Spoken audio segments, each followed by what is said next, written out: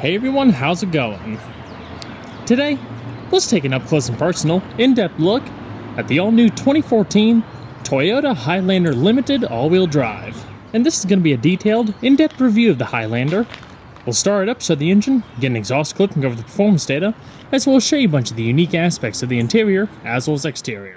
And before we begin, I'd like to extend a big thanks and special shout out to Rice Toyota Scion, located in Greensboro, North Carolina, for allowing me to come out and film the all-new 2014 Toyota Highlander Limited all-wheel drive. And so, without further ado, let's go ahead and start her up, let her run. Now this Highlander features Toyota's Smart Key Access System, a touch-sensitive base system that allows you to lock and unlock the vehicle without having to use the key fob. All you have to do is just make sure it's on you, like in your pocket or something, and locate the ribbed portion from both the driver and passenger side door handles to lock. Just tap. The vehicle beeps once, indicates it's locking, then after waiting a second, just grab the handle, there's a touch sensor behind it, and two beeps indicate unlocking. Now the exterior color is a dark metallic red known as Moulin Rouge mica with a premium almond perforated leather interior. It also features jet black accenting across the dash and the doors with subtle touches of dark brown in the door panels and a slender strip in the dash. The seats themselves also feature dark brown color accent stitching.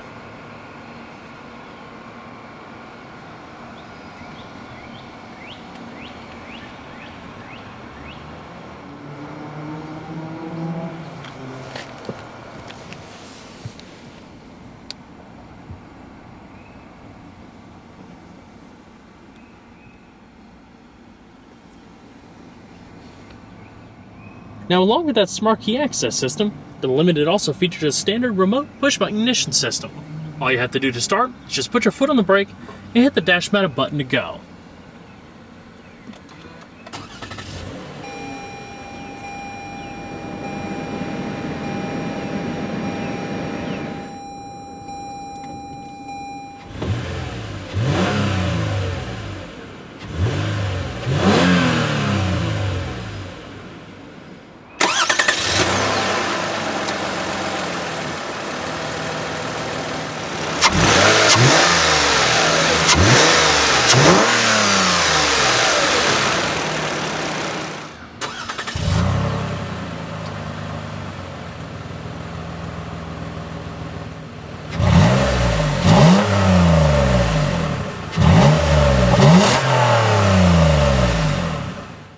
The Highlander features electric assist, rack and pinion power steering, and in this limited model features a soft, supple leather-wrapped 3-spoke steering wheel with some satin silver accenting towards the bottom of the airbag cover and highlighting your black multifunction controls across the top 2 spokes. Heavier grips up top give it a little bit more of a sportier feel, while faux stitching across the airbag cover and the dash give it a little bit more of a premium feel. For 2014, the Highlander's standard and only transmission option is a 6-speed automatic fed through a leather gear selector in the center console. Once you put it into drive, you do have manual shifting ability by clicking it to the left and pushing it up to go up a gear and back to go down a gear. You do have a standard backup camera in all trim levels with projected path, but in the upper trim levels like this one, you do have dynamic grid lines. And so we're going to flip on the automatic projector headlamps, fog lamps, as well as the hazards. Now, all 4 windows on this Highlander are fully automatic, but they have a nice little feature that I've only noticed in some Lexus vehicles that really aids the overall refined feeling of the interior. When you roll the windows down and pull them up, the glass slows up ever so slightly when it gets to the bottom and the top. You'll notice it more when it's closing. It makes a nice quiet transition as the glass closes and doesn't make a loud thud or anything like that. Nice and quiet. So, let's go and check out the exterior, shall we? The vehicle will also chime a few times, letting you know it's lost detection of the proximity key fob. The original Highlander first debuted for 2001 as the crossover counterpart to the Toyota 4Runner. Largely based on the front-wheel drive platform of the Toyota Camry at the time, this vehicle set up to 5 people, was available with all-wheel drive, and even had a hybrid counterpart at one point. Providing the room of a small SUV with car-like ride quality is the essential cornerstones of the highly popular crossover segment. For 2014, the Highlander enters its 3rd generation with a complete redesign. Everything from the styling to its dimensions and interior accommodations have been taken up a notch without losing the original hallmarks of the past 2 generations. The most dramatic change outside is the design, boasting a lot more SUV-like toughness than before thanks to its large, wide-mouth grille, wraparound headlamps, and prominent chrome grille surrounds. The fog lamps below are pushed towards the edges, and combine that with the upright grille, it gives the greater sense of height and width, which in reality really hasn't changed a whole lot over last year. The Highlander Limited features the largest wheel options of the lineup, consisting of 19 by 7.5 inch Chrome Tech aluminum alloy wheels, wrapped in 245/55 all-season Bridgestone Dueler tires. 4-wheel disc brakes with ABS, traction, and stability control are standard and can bring the Highlander to a stop from 60 miles an hour in as little as 116 feet. The suspension is also fully independent with McPherson struts in front and a double wishbone setup in the rear. Properly equipped, the Highlander can haul up to 1,455 pounds of payload and tow upwards of 5,000 pounds. If traveling on steep grades, the approach angle is 18 degrees while the departure angle is 23.1 degrees. Your spare tire is also mounted underneath the rear of the vehicle. The new sheet metal continues around and looks more defined across the sides thanks to flared wheel arches, lower side scallops, and upper beltline edge that traces across the doors. The rear carries a more masculine theme that works well with the front with slender tail lamps and a roof-mounted spoiler. As far as the optional all-wheel drive system, it actually works in the background, automatically detecting wheel slip and adjusting accordingly. If needed, it can send up to 50% of the available torque to the rear wheels, otherwise the vehicle primarily operates as a front-wheel drive configuration. While it may look much larger than the second generation, dimensional changes are modest. Length grows by 2.7 inches, while width grows by 0.6 inches. These slight increases, combined with better utilization of interior passenger space, yields a much more accommodating interior than before, especially for the third-row passengers. Weight increases ever so slightly, but it's still kept in check thanks to a greater use of lighter-weight, high-strength steel, which also helps aid in chassis stiffness. Other improvements include interior noise isolation, with greater amounts of sound deadening, acoustic laminated windshield, and more. Another new feature for parents is Driver Easy Speak. Utilizing the upper console microphone and activating a setting within the infotainment system, it'll project your voice to the rear speakers so you don't have to shout to kids in the back. Think of it as a built-in intercom, if you will. Overall length is 191.1 inches with a width of 75.8 inches and a height of 70.1 inches. Total curb weight, depending on how equipped, is around 4,578 pounds. So we'll go ahead and pop the hood.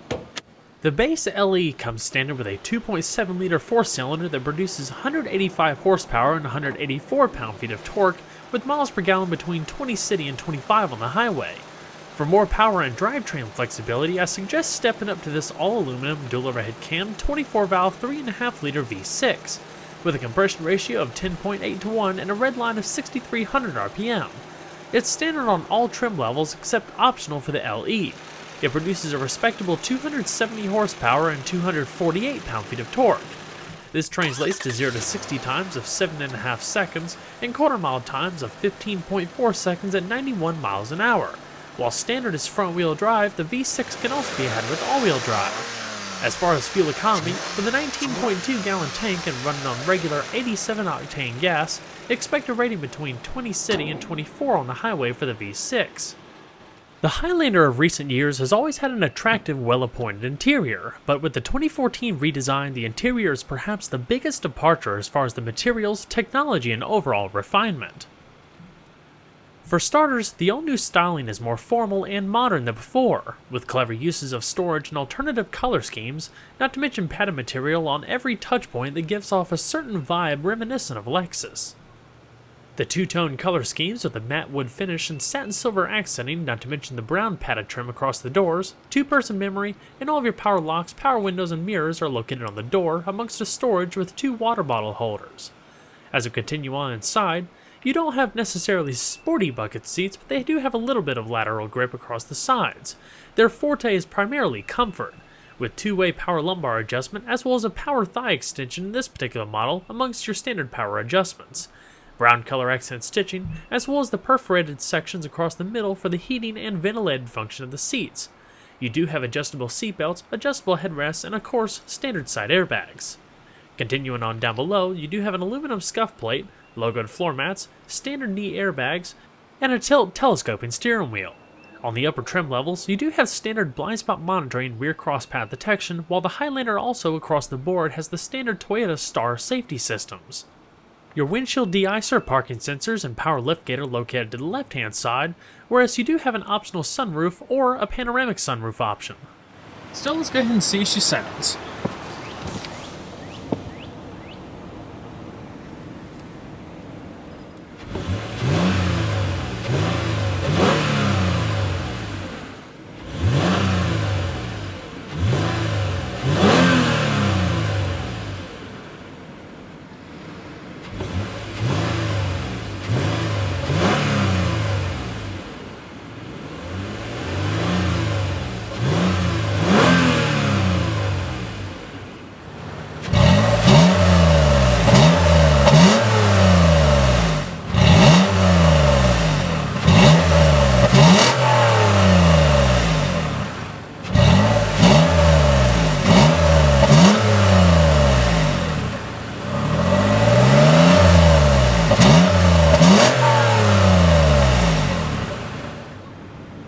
So we're going to shut her up.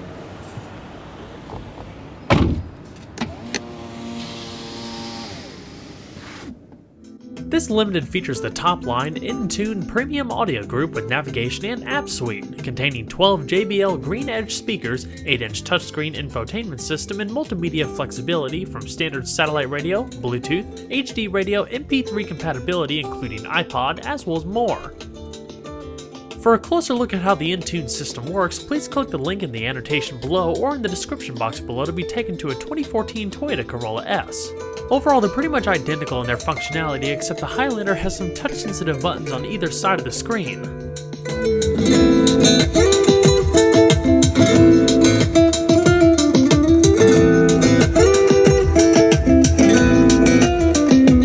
Cloth-lined A-pillars, grip handles up top that gradually go back, as well as padded visors with vanity mirrors that are also illuminated.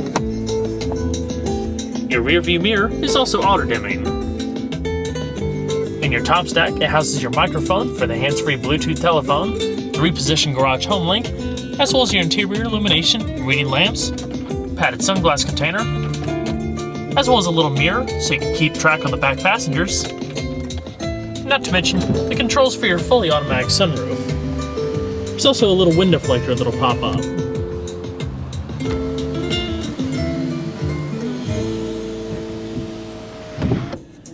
Now the Highlander makes pretty good use of its storage space overall, and I'll show you some other aspects in just a second. But what looks like a pretty cool styling cue in the dash is actually a big storage compartment.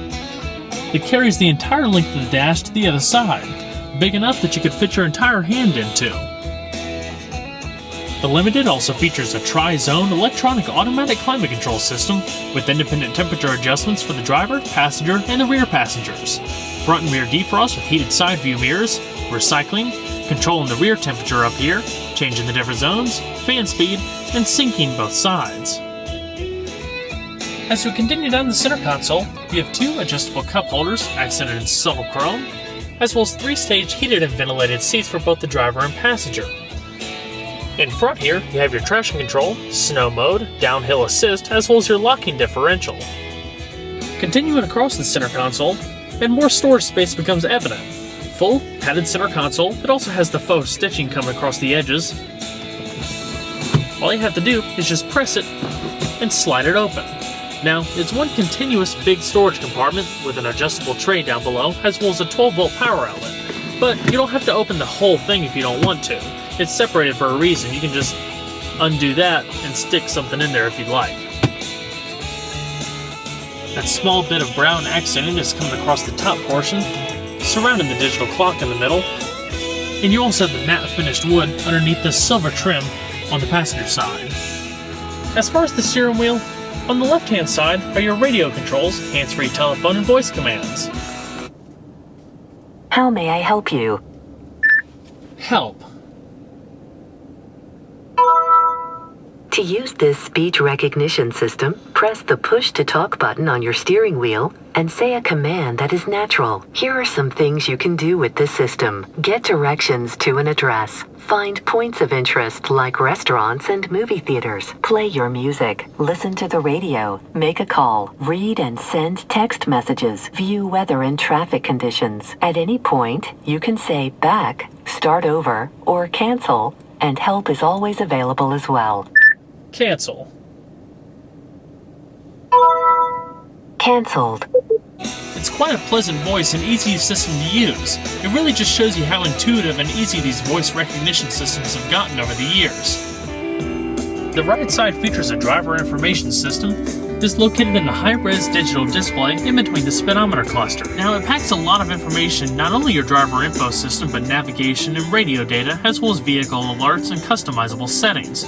Using the little directional arrow, you can go back and forth between the different menus and sub-menus. So, instantaneous fuel economy, all-wheel drive, having it blank, go into your navigation, music, alerts, and then the vehicle settings.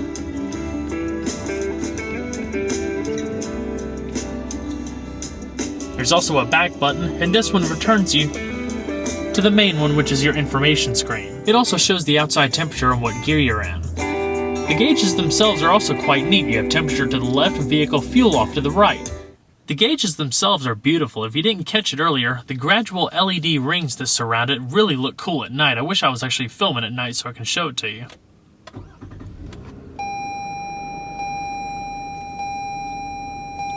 A nice elegant touch. Your cruise control is in the stalk down below, intermittent wipers and rear wiper, as well as your lighting and turn signals. I touched over those switches a little earlier, whereas the two different knobs in the speedometer cluster correspond to your brightness, as well as your trip computer. A beautifully designed and overall very refined feeling interior. So, let's go and shut her down.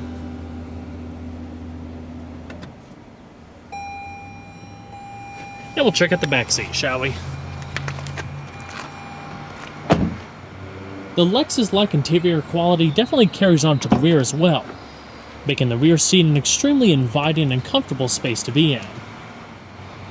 Across the doors, you also have the tricolor theme, with the matte finished wood, jet black, dark brown in the middle, and the rest almond. Storage down below with a water bottle holder, and rear seat passengers also have manual sunshades. Now, the standard Highlander can seat upwards of 8 people, 3 in the back, 3 in the middle, and 2 up front, but the Limited comes standard with captain's chairs in the middle, so occupancy drops to 7. They're also wonderfully comfortable and wrapped in the perforated leather, not to mention trimmed in the brown color accent stitching. All-weather entry steps, pockets in the front of the seats for storage, and a part of a Platinum package, you can also opt for heated rear seats. Toyota really did a wonderful job with creating an inviting and comfortable interior for passengers, especially in the back seat when you're taking a family on a longer vacation. Hopping in and out is no problem for people around 6 feet, with a nice tall opening and wide doors. The doors in the back also have that solid closing feel that you find in the front, and really are a good example of the overall build quality of the interior, which is outstanding. I've mentioned it a few times already, but the interior could easily pass for near Lexus grade in my opinion. I mean, with the soft leathers, the soft material across the door panels, it's just such a more refined, more expensive feeling vehicle than the overall price reflects. I mean, just as an example, I filmed a 2014 Sequoia Platinum that's stickered for 65 grand. Obviously that one's targeted to a different type of buyer and everything like that, and it's got a V8. Just taking all that kind of stuff aside, comparing build quality for the money that you're spending, this is actually a whole lot better than that. And it's like 23 grand cheaper. It's astounding. It just goes to show you how models are improving over the years and how refined a lot of things are getting. Now, the Sequoia will move into the lineup as well, just like all the others, but you really have to respect the craftsmanship going into vehicles these days. It's quite impressive. As far as overall comfort and interior space, I'm around 5'10", 5'11" or so, with a comfortable seating position for someone of my height up front. I probably have a good, I don't know, a good 5-6 inches of headroom, just a guesstimate, and at least 6 inches, maybe half a foot of legroom. So there's no problem at all with the open space, feeling like you can stretch out a little bit. There's no hardware under the seat really, so you can stick your feet up under there. There's no hump in the middle, so you can stick your leg out over there. So really, this is quite a relaxing place to be. These middle row seats also slide. By grabbing the little bar underneath, you can pull them forward or backward, so longer-legged individuals can get a little bit more comfortable. I'll show you in just a second a little bit more how that affects the back seat. The seats themselves are also comfortable. There's not a whole lot of lateral support coming across the sides. These aren't necessarily bucket seats. The front seats have a little bit more definition as far as that's concerned, but back support's pretty good. I could ask for just a teensy-weensy bit more lumbar, but overall, it's comfortable. And it definitely helps that this vehicle has armrests in the middle. I love having armrests when you have captain's chairs. Across the middle here, you also have a fold-out tray. It'll lock in place so you can store some stuff and have 2 adjustable cup holders. Just release it by this handle if you needed someone to walk through or just to put some extra stuff. I think this vehicle can also have a Blu-ray disc player in the back as well for rear seat entertainment. You do have reading lamps, air vents up top, coat hooks, and grip handles. Your automatic climate control is located here. You have a power outlet down there, 12 volt, as well as a 100 watt AC outlet. It's the ones that have the 2 prongs instead of the 3, so anything that has one of the grounded plugs, you have to have an adapter for it. Definitely nice. I'm very impressed with this interior overall.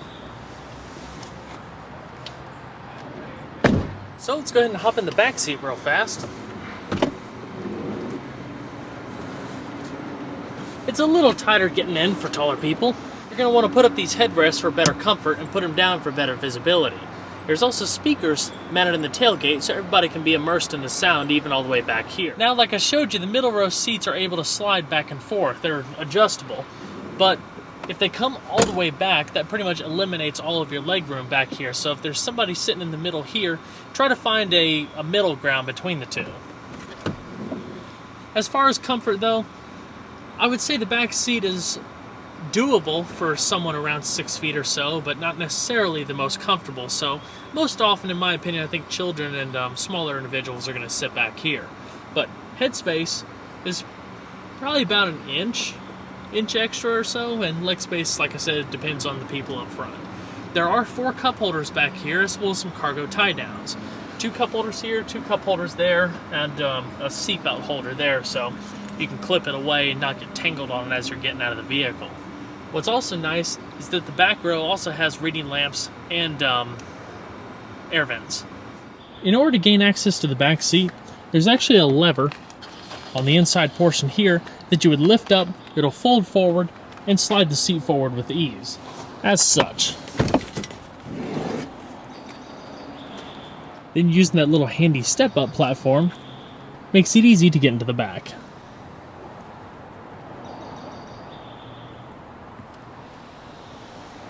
In order to fold the seats down for more cargo space, you want to first grab this lever, it'll come forward a little bit, and then grab this second one. They're labeled 1 and 2. It automatically tumbles flat for a flat loading space. A power liftgate is standard on all Highlander models aside from the base LE. There's also a jam protection feature which automatically stops movement if it detects an object either upon opening or closing. As far as cargo space, behind the third row seat, the Highlander has up to 13.8 cubic feet of cargo space, just enough for any day-to-day tasks. But for a little bit more flexibility, you can pull the straps and fold the rear seats down. This expands the space upwards of 42.3 cubic feet. But for maximum storage, fold down the middle row seat to double it to 83.7 total cubic feet of cargo space, enough to tackle any large task. Underneath the floor, you have a little cargo well as well as your jack storage, whereas your spare tire is located underneath the rear of the vehicle. Pulling the seats back up are also really easy. You just grab these little straps right here, pull them forward. They actually have a little bit of Velcro on them, so they won't flap around when you're driving. Like I said, for better rear seat space, if you need to recline them, you can just pull these again and draw them back.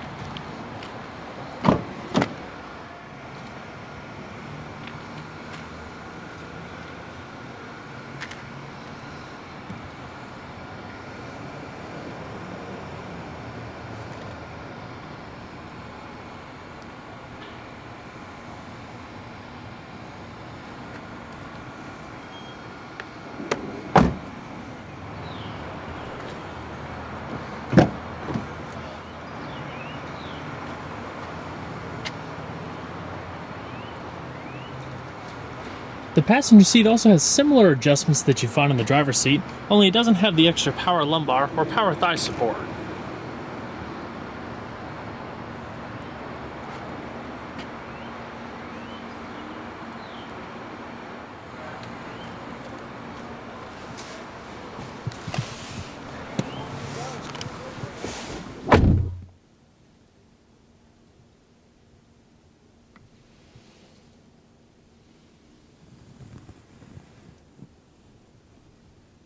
It also has a lockable glove box down below with a good amount of space.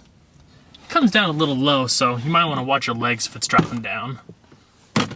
For those of you not needing a big-bodied V8 rear-wheel drive body-on-frame SUV, the Highlander is a wonderful choice to consider if you're hauling around a larger family. The interior is roomy, it's quite comfortable, and the build quality is superb, not to mention a nice list of standard and optional features and plenty of safety equipment. Well everyone, I hope you enjoyed the in-depth look at the all-new 2014 Toyota Highlander Limited. Be sure to stay tuned next time, there's a lot more where that came from. Take care everybody.